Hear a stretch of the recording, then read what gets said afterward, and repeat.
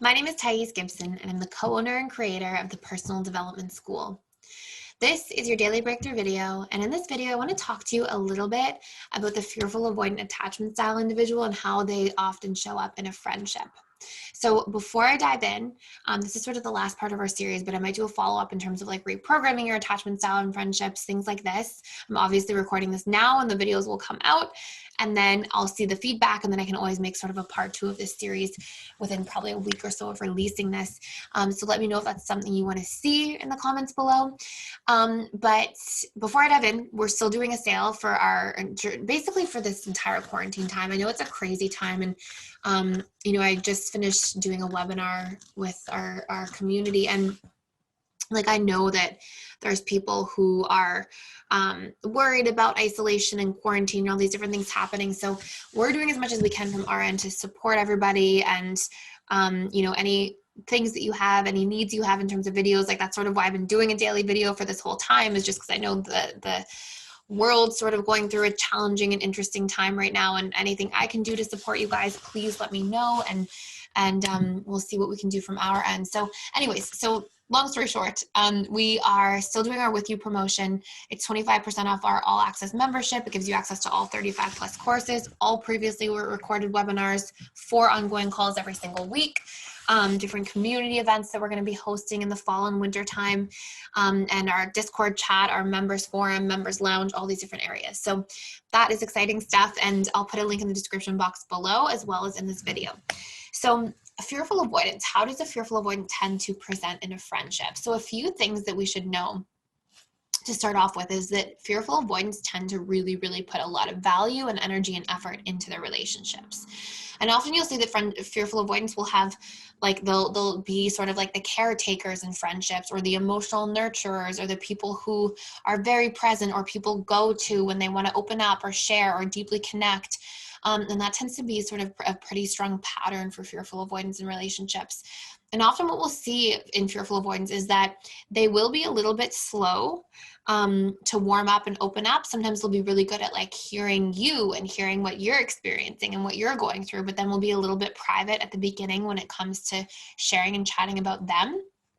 And then fearful avoidance as well.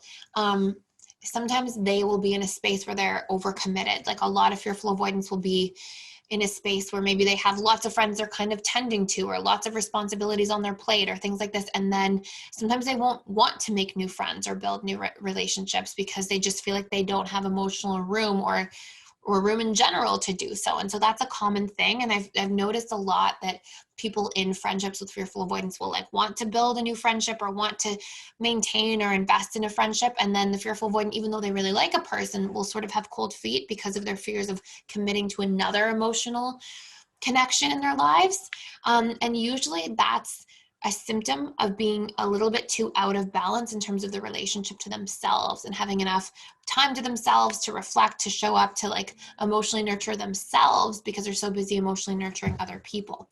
And so the really interesting thing from this is that a lot of people will really deeply connect to fearful avoidance because fearful avoidance tend to offer in friendships a lot of things that people are missing from childhood: deep emotional presence, deep care, the ability to help somebody be vulnerable and feel like, and that's safe to do, and not feel judged, feel accepted, these sorts of things. So a lot of that presence, care, connection, space for vulnerability, all these things are usually things that are deeply unmet in the human psyche for a lot of individuals. And so fearful ones will often, or not fearful ones, friends of fearful ones will often really like latch on to that.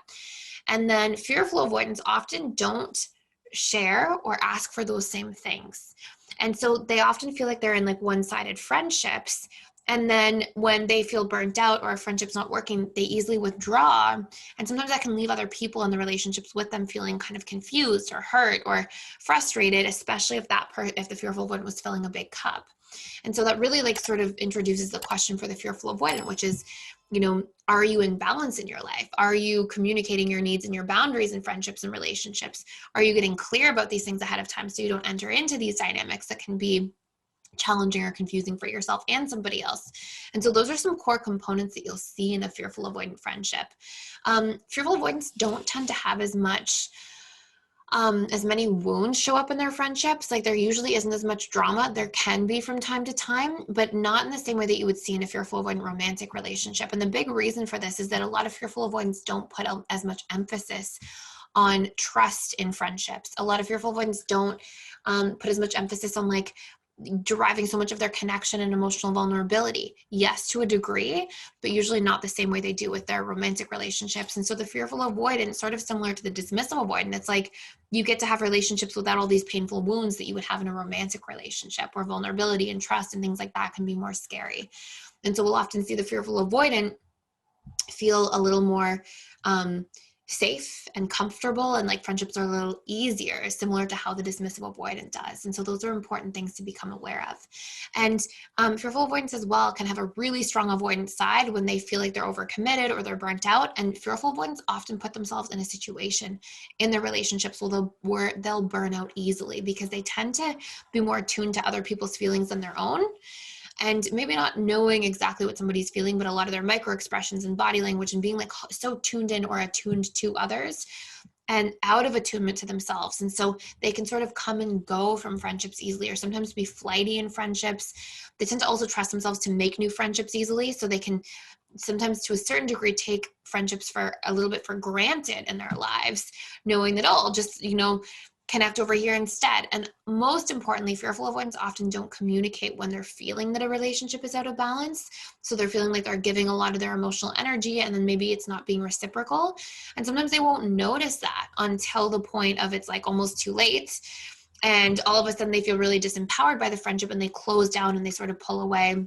And the relationship dynamic can change as a result of that. And so it's another really important point and huge sort of pattern in the fearful avoidant friendship relationships that I see. One other thing I really want to add about fearful avoidance too in friendships is that they have this ability to experience both the attachment style wounds of the anxious as well as of the avoidant. So they can be really mindful and afraid of like losing their time and sort of be in an anxious relationship to themselves and be afraid of like burning out and needing time to themselves. And sometimes they'll commit to plans and want to make plans and then sort of flake on their plans at the last minute, because they're always pulled between their anxious side of wanting connection and their avoidant side of like needing time and space to themselves. And often they're swinging back and forth, and that can make their decisions to commit to social plans and show up for things sort of like whimsical or like push-pull. So that's a huge pattern as well. And they can also experience exclusion wounds, fears of exclusion, fears of being disconnected, disliked, not belonging. They can rehash social situations similar to the anxious preoccupied to a certain degree, though never really to the same extent. And then they can also have that like really strong need to spend time alone, but it won't happen to the same extent as the dismissive avoidant. And they'll often then swing to sort of the anxious side and want connection again. And so these are all really important components. And one last thing I'll add is that often fearful avoidance as well can have codependent patterns in their friendship relationships, where they're taking a lot of people's feelings and trying to caretake and not taking themselves into consideration, or not expressing their own needs and feelings at the same time. And so that can create a lot of confusion and sometimes a little bit toxic or challenging friendship relationships at the same time. So I hope this all makes sense. Thank you so much for watching. Thank you for being here. Please like, share, and subscribe if you're getting a lot of value out of this video, and I will see you in the next one.